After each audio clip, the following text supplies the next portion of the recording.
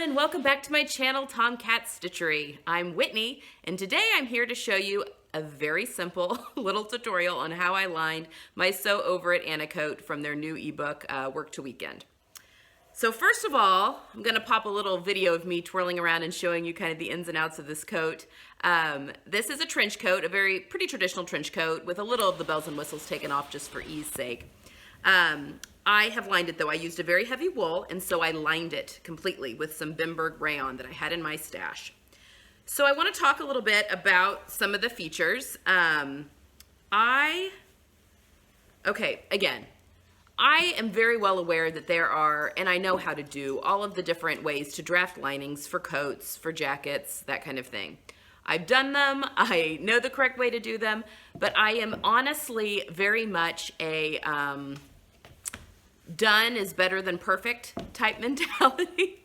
And I like to move quickly, I like to be efficient, and not everything in my sewing world is that way. I do love a nice slow project every now and again. I like to dig into a nice coat project, or even just trying out more couture techniques on things, whether that be with a dress or a coat or a blazer or whatever. But right now in my life, I'm just really enjoying getting things made up and kind of a little bit quicker. So this is a cheater way to do a lining for your trench coat. So I want to talk a little bit. I have done, okay, let me open up. So here's the inside of my coat. I have done bias binding on the edges of the facing here with a man's tie. I am going to do a whole blog post kind of on this jacket and talk about some of the economies of sewing. I think that definitely people today will say, oh no, it's definitely not cheaper to make your clothes than to buy them, which is true because we are in an age of fast fashion. However, 50 years ago, maybe not even that long ago, maybe as early as even the 80s, there wasn't such a thing really as fast fashion. Clothes were made better.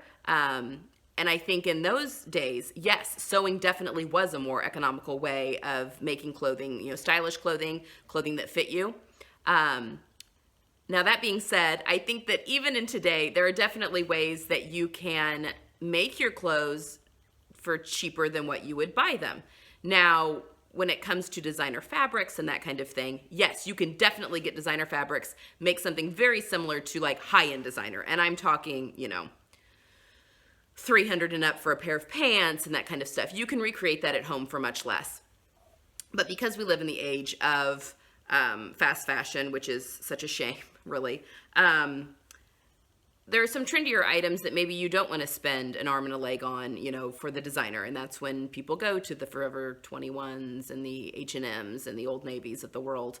And I will confess, I buy things for my kids at those places because they outgrow them. And I hate that I support them at all, but I'm not going to sew things for my kids because they grow too fast. So there's definitely a give and take there.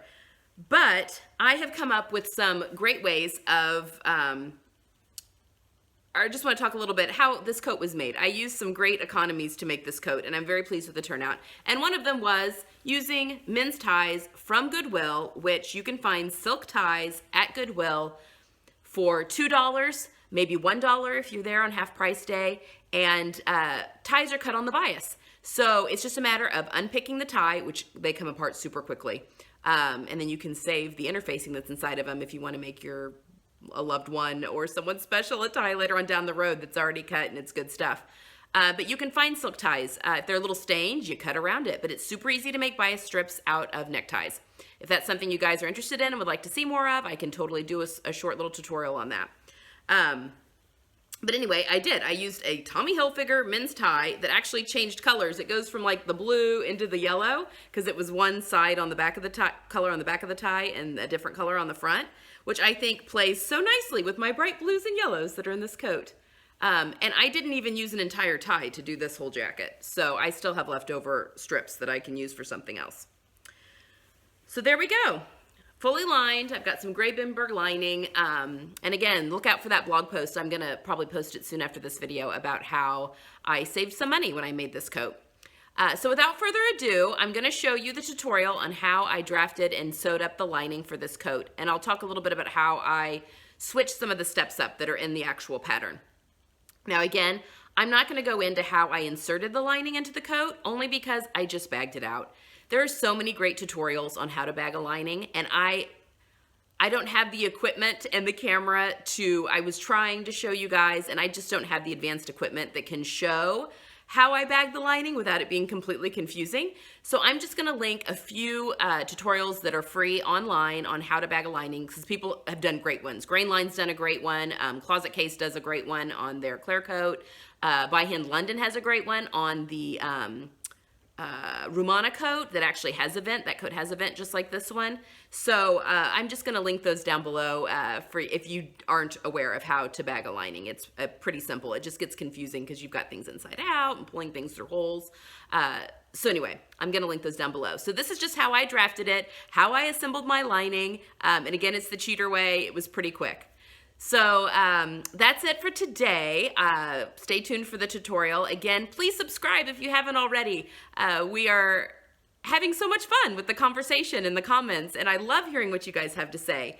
Let me know a little bit more about what you would like to see on this channel. Someone had mentioned an interest in seeing my fabric pattern stash / sewing room, any of the above, and I could totally show you any and all of those if you're interested. I don't know if that's been done too much by other vloggers, and if so, that's fine. But if you are interested in seeing that kind of stuff, we could definitely put that on the agenda. But with that being said, give me a thumbs up if you like this post, because that lets me know what you like and what you want to see more of. So that way I can just be creating content that you want to see and not stuff that you're not as interested in seeing. So without further ado, enjoy this little online tutorial, and I will see you next time. Thanks. Bye.